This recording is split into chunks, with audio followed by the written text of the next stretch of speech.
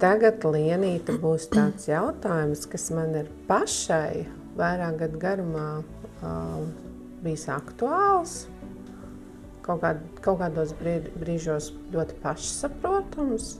Tad ir kaut kādas situācijas, kad liekas, nu jā, bet varbūt, ka nē. Un jautājums ir tas, ko vecāki arī prasa. Un sabiedrībai ir daudz jautājumu, un šie īpašie bērniņi. Sabiedrība un vispār šobrīd tā vīzija un tas redzējums ir, ka šie īpašie bērni tiek integrēti tipisko bērnu klasītēs, skoliņās, ka mēs redzam viņus ikdienā, esam ar viņiem kopā. Un ir kādas situācijas, kad šis īpašais bērniņš tomēr rada ārkārtīgi lielu satraukumu klasē, spriedzi, kas, teiksim, tiem tipiskajiem bērniem var izraisīt arī kādas ne tikai agresijas, bet ļoti lielas bailes. Dažādas šīs situācijas, kā tev pašai, kā psihologam liekas, vai šis virziens ir pareizs, vai tā vajadzētu, jo, kā jau es teicu, arī manī ir šīs sajūtas tāds duāls, kad man tiešām liekas, ka bērni ar kustību traucējumiem pavisam noteikti ir jāintegrē, teiksim, bērni ar funkcionāliem, bet ir jautājums par bērniem varbūt ar ļoti smagiem psihiskiem traucējumiem. Kā jebkurai situācijai arī šā ir medaļas divas puses, vai ne? Ir kaut kādi ieguvumi, kad bērni mācās klasē kopā ar visiem, tā kā bērni ar īpašām vajadzībām mācās klasē kopā ar pārējiem bērniem. Un, protams, ir arī kaut kādi zaudējumi vai kaut kādas lietas, kas liek aizdomāties. Es domāju, tās tavas sajūtas par to, tās duālās sajūtas ir ļoti, ļoti normālas. Un tās, es domāju, ir visiem vecākiem, kur ir šādā situācijā, kur ienāk bērniņš ar īpašām vajadzībām klasē. Un ir tie jautājumi, kā tas ietekmēs manu bērnu, protams, dabiski, vai ne? Runājot par bērniem ar īpašām vajadzībām, tie ieguvumi, ja mēs runājam par ieguvumiem, ir tie, ka šie bērni netiek izolēti kaut kur, kaut kādā vietā, prom no visiem citiem. Viņiem ir iespēja piedzīvot kaut cik normālu, tādu kā mūsu izpratnē normālu dzīvi, būt kopā ar citiem bērniem, integrēties tajā sabiedrībā, tāpat arī apgūt mācību vielu viņiem atbilstošā līmenī, un kur patiesībā tādā gadījumā klasē ieguvēji ir visi. Ja šāds bērniņš mācās klasē kopā ar citiem bērniem, skolotājs ir spiests būt daudz radošāks, viņš ir spiests pielāgoties katra bērna tām vajadzībām, un līdz ar to ieguvēji var būt visi patiešām. Bet tas jautājums ir par to, cik mums ir pieejams atbalsts bērniem ar īpašām vajadzībām klasē. Jo skaidrs, ka mēs nevaram uzlikt vienam skolotājam tagad tik galā ar 20 tipiskiem bērniem un 4 bērniem ar īpašām vajadzībām un uzvedības traucējumiem, piemēram. Tas vienkārši nav iespējams. Un es domāju, tāpēc arī ir tās duālās sajūtas par to, ka ar vienu smadzeņu puslodu mēs saprotam, tas ir normāli, viņiem ir jābūt sabiedrībā, tāpat arī mūsu bērniem, kuriem nav kaut kāda funkcionāla traucējuma, viņiem ir jāredz, ka tie cilvēki ir, ka tādi eksistē, ka tā ir dzīves norma, ka ir arī šādi bērni. Un tāpat arī mūsu bērniem ir iespēja kļūt tolerantākiem, viņiem ir iespēja kļūt pieņemošākiem, empātiskākiem, palīdzēt vairāk. Bet ar norunu, ka klasē ir atbalsts bērnam ar īpašām vajadzībām. Un ja šis atbalsts nav, un ja nav, teiksim, bērnam ar uzvedības traucējumiem blakus atbalsta persona, kura zina viņa triggerus, kura zina, ka tūlīt tas bērns, viņš sāk uzvilkties, man ir jau jāsāk to situāciju šķaidīt, lai nenonāktu līdz krīzei. Ja šāda cilvēka nav, skolotājs to nevar viens izdarīt. Un tāpēc arī ir dusmu lēkmes, ir agresijas lēkmes, kur dabiski visi pārējie klases bērnu vecāki ir satraukti, jo cieši viņu bērni. Jā, bet ir situācijas. Es esmu pati dzirdējusi, bet es no vecākiem, no tipisko bērnu vecākiem, bet es negribu, ka manam bērnam ir jāpiedzīvo, ka, teiksim, jaunītim uznāk epilepsijas lēkme. Vizuāli tas ir, paliek baila, vai ne? Un tās situācijas varbūt. Un tai pašā laikā man gribās teikt, bet es arī ar to saskāros kaut kādā vecuma periodā. es redzēju pieaugušo, kas nokrīt, un man bija ārkārtīgi lielas bailes, jo es nezināju, kas tas tāds ir un tā tālāk. Un ja es no mazām dienām jau būtu man par to stāstītu, man nebūtu tik liela panika un tā bezspēcības sajūta, tās drausmīgās asaras, pēc tam tie pārdzīvojumi tā tālāk. Man jau, protams, kā mammai un arī brīnumiņa vadītājai, man gribās, lai tas bērns ir šajā vidē, un arī, lai mans bērns redz, un es taču ar to visu varu izrunāt un sagatavot, ka tam Jānītam šīs epilepsijas laikam būs tāds un tāds. Ko darīt ar tiem vecākiem, kas ļoti protestē pret to visu? Jo viņas arī var saprast. Viņi tik ļoti mīl savu bērnu, viņi tik ļoti grib pasargāt. Jā, bet te ir runa par vecākiem, tieši tā, par vecāku attieksmi pret to, kas nav tipisks, kas nav pierasts. Un atkal mēs varam runāt par to, ka bērnam dzīvē, kā tu saki, viņam var nākties situācija, kur viņš saskarās ar šo realitāti. Un ja mēs visu laiku krāsojam rozā mākoņus apkārt, nekas tāds neeksistē, tad agrāk vai vēlāk tas bērns piedzīvos milzīgu šoku, bailes un nezinās, ko ar to iesākt. Trauma rodas tad, kad ir kaut kāds notikums. Pats notikums kā tāds nav traumējošs. Traumējošs ir tas, kā mēs uz šo notikumu reaģējam. Un ja bērnam nav atbalsts, kurš tajā brīdī, kad Jānīts ir nokritis ar panikas lēkmi, nedod skaidras norādes, ja viņam nav šis cilvēks un ja viņš ir tur viens pats pārbies, tad šī situācija var būt traumējoša. Bet ja mēs zinām, ka mums klasē mācās bērns ar epilepsijas lēkmēm, un ja skolotāja vai vecāki mājās, un tā kā veidojot to sadarbību starp visiem, varētu izstāstīt, ka jā, šim bērniņam ir epilepsijas lēkmes un var būt gadījums, kur viņš nokritīs, un tad tas izskatīsies tā, ka viņš raustās un varbūt viņam nāks kaut kas par muti ārā. Tā kā apstāstīt to situāciju, uz ko gatavoties. Un tajā brīdī, ja tā notiek, tas, ko tu darīsi, būs, iziesi no klases ar citiem klases biedriem, vai varbūt tu būsi tas, kurš aizskries pēc māsiņas. Varbūt, ka tu būsi tas, kurš viņu izglābs tajā dienā. Tas nav, šajā brīdī es neredzu neko negatīvu, ja bērnam ir pieejams atbalsts. Un ja viņš nav viens ar tām savām bailēm un šausmām. Skaidrs ir tas, ka pavisam noteikti šiem īpašiem bērniņiem ir jābūt asistentiem viennozīmīgi, lai palīdzētu pirmām kārtām pašam bērniņam un viņam radīt šo te labvēlīgo, iekļaujošo vidi un atbalstu un viss pārējais. Bet ļoti, ļoti svarīgs pavadiens ir tieši šī skolotāja vecāku miedarbība. Un tam mazajam cilvēciņam, pirmklasniekam, tipiskajam bērniņam pastāstīt, ka būs šie te bērni, ne? Kāds ir tur tas stāsts?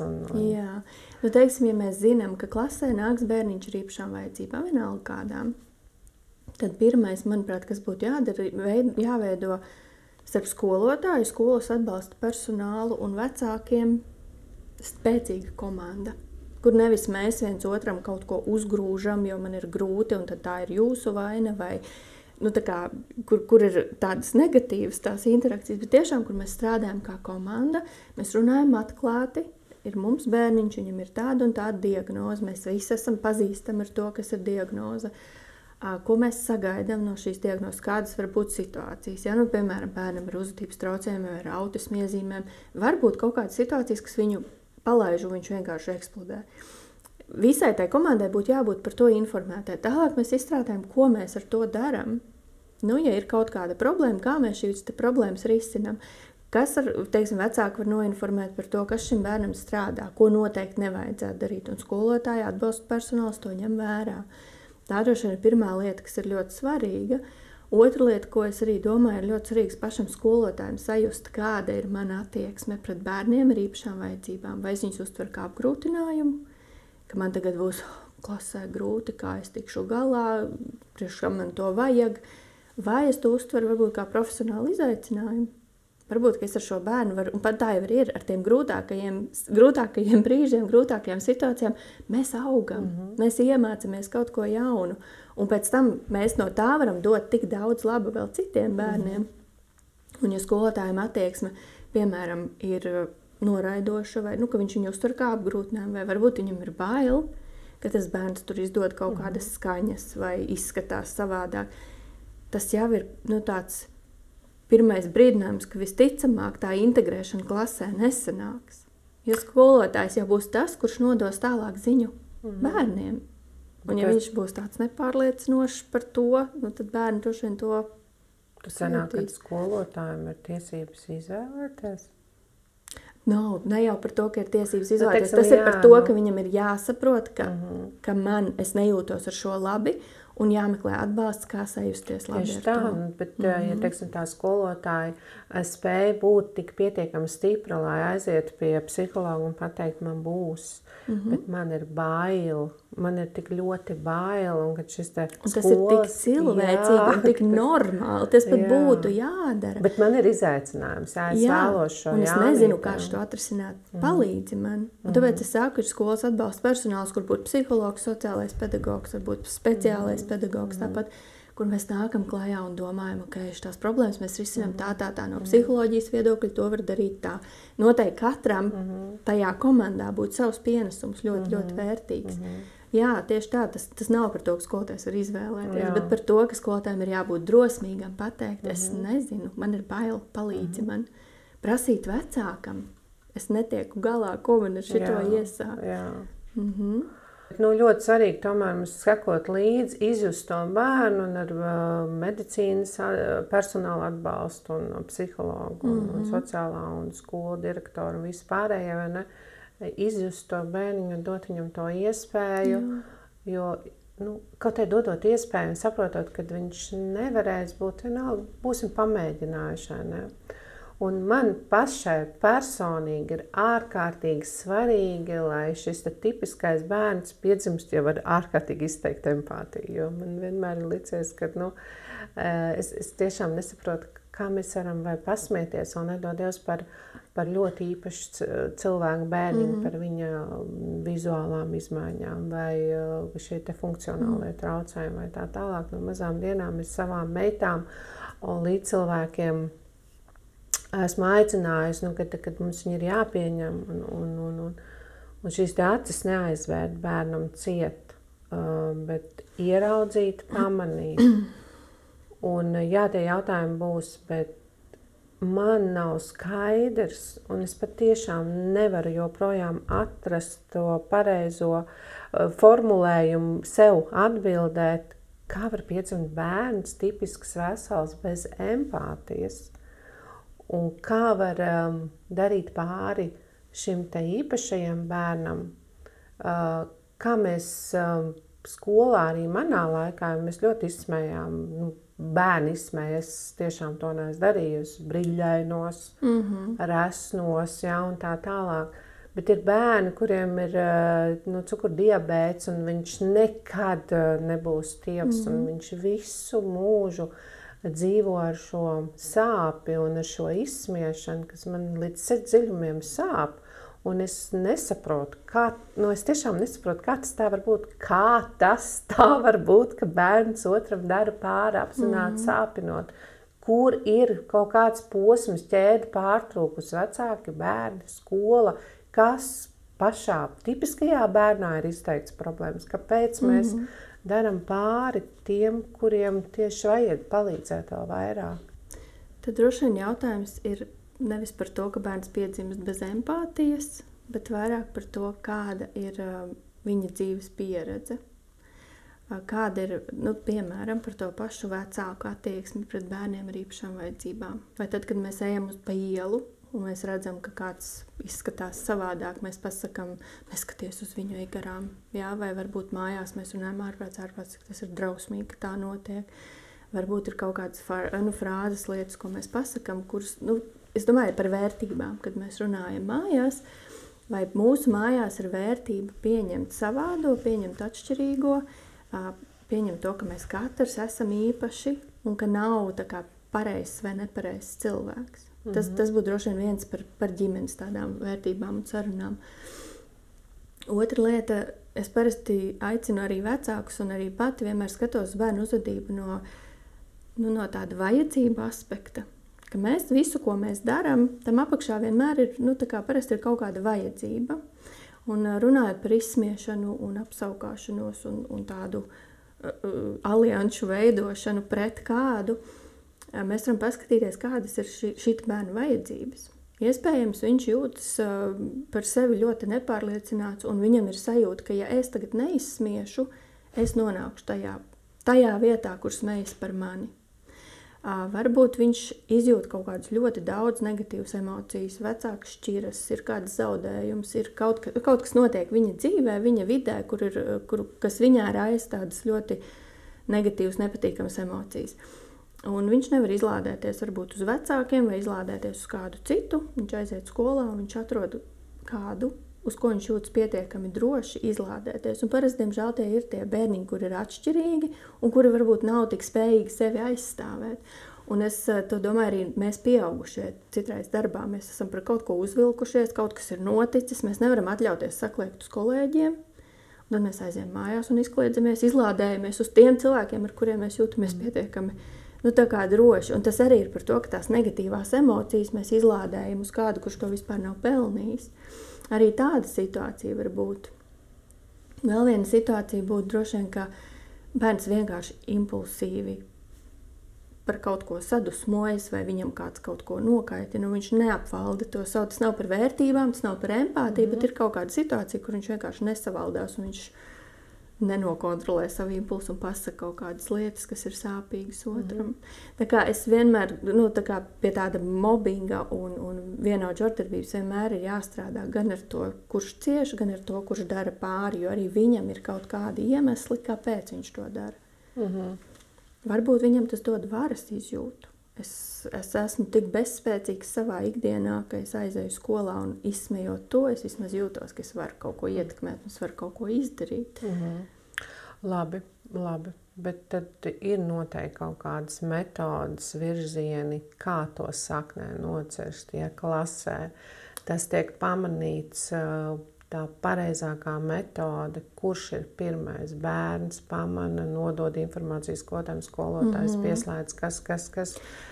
Jā, tas, ko rāda pētījumi, ka puse no mobbinga gadījumiem, tā kā puse no mobbinga situācijām izbeidzas, ja vismaz viens cilvēks ārpus upura un pārdarītāja no vienaudžiem, ja vismaz viens iejaucas vai aiziet un kaut kādā veidā šo situāciju nenoklusē. Jo mobbings var notikt klusumā, tad, kad neviens neredz, ir īpašie stūri, īpašās ielas, kur kādu var novaktēt un izpaust vai ne šīs savu vai fizisko agresiju vai verbālo. Pirmais būtu atkal ir jāveido ļoti spēcīga komanda starp skolas personālu, vecākiem un bērniem. Ir jābūt skaidrām vadlīnijām, ko mēs darām, ja klasē parādās mobbings. Ir jāiedrošina bērnus runāt, ka tad, ja tu dzirdi, ka kādam dara pāri, nāc un saki pieaugušajam. Un tad pieaugušajiem ir jārēģē uz to. Un tur ir tā pa ķēdīt. Bērns var izdarīt savu lietu, un ja pieaugušie neņem to vērā vai nezin, ko darīt, tas nerisinās, tas nenotiek. Šis neaizsargātais bērns turpina ciest vairākus gadus un dzīvo tādā, sāpju ciešana ielajā. Tas ir drūmi, un tas ir sāpīgi, un tas ir bezcerīgi. Un tās sekas paliek. Viņas ir ļoti ilgstošas pēc tam, viņas paliek uz visu mūžu. Un manā pieredzē ir bijis gadījums, kad arī mamīte iet kopā ar savu īpašo bērniņu un nāk pretī cita sieviete ar savām meitām, un lai tās meitas neredzētu šo īpašo, viņas aizklāja priekšā rociņas acīm. Un ir šī īpašais bērniņš jau nesaprata. Viņš nesaprata to, bet mamma to ārkārtīgi pārdzīvoja, un tas viņai sāpēja, un tas pat man sāp, man liekas, ka Dievs, bet no skatīšanos jau tas nepielīp, kad liekas, kādā tumsonībā mēs dzīvojam, kad tev liekas, bet kad liekas, man tas vienmēr ir sāpējis, man vienmēr liekas, kā mēs varam darīt pār tam vājākajiem, un kad mums tieši vajadzētu otrādi iznest viņu tajā klasē un cildināt. Un ir arī tādi gadījumi. Es zinu, tā kā bērnus, ar kuriem es esmu strādājis, kur patiešām bērnam nokrīt kruķi vai kaut kas nokrīt, ja viņš sēž ratos, viņam kaut kas ir nokrīts, un tie pārējie bezmaz uz sacensībām, kurš pados. Bet te ir, es domāju, tur ir ļoti spēcīgs tur ir ļoti spēcīgs skolotājs, kurš ir mācējis iedot Ģimene pirmkārt, pēc tam skolotājs, kurš ir mācējis iedot to, ka nē, mēs šito bērnu neizsmējam, bet mēs viņam palīdzam. Jo patiesībā bērni, kad viņi ir palīdzējuši, viņi taču arī jūtas tādi labāki, vai ne? Paši par sevi jūtas labāk. Bet vai tas varbūt arī tāds, kad vecākos nav šī empātija? Jā, tāpēc, ka ļoti daudzus gadus, es nezinu, vai tā ir empātija, bet ļoti daudzus gadus mēs par šiem te savādajiem bērniem nerunājām. Tieši tāpat mēs ir mums aizspriedumi sabiedrībā pret cilvēkiem ar citādas krāsu. Jā, tā kā mēs par savādo nerunājam, mēs uz to neskatāmies, mēs to ignorējam, tā nav, mēs izslēdzam ārā to daļu. Un tāpēc ir tik ļoti svarīgi tos bērniņus ar īpašām vajadzībām integrēt klasē, lai paaudzei mainoties mainītos arī tā attieksme un mainītos tas, ka tev nav jāizklāj acis, tāpēc, ka pa ielu nāk pretī bērniņš ar īpašām vajadzībām. Redz, ja šī miedarbība ir tāda pozitīva vērsta, un ir tāda strukturēta un pārdomāta, un šī komunikācija savstarpējā, tad mēs piedzīvosim to jauno brīnišķīgo paudzi, kas uz sacensībām gribēs stumt īpašo bērniņu ratiņos un pieņems to, ka kāds var būt apaļāks un kāds var būt ļoti, ļoti tievs, un kad šīs lēkmes skolā var būt tāpēc, ka viņš arī tās nevar ietekmēt. Cik svarīga ir šī komunikācija, cik svarīga ir šī sadarbība, un es ticu, ka mēs to piedzīvosim, un ka tas ir tāds sākums šobrīd, un kad skolas būs atvērtas, un kad šie īpašie bērni patiešām tiks integrēti. Pilnīgi noteikti, jā.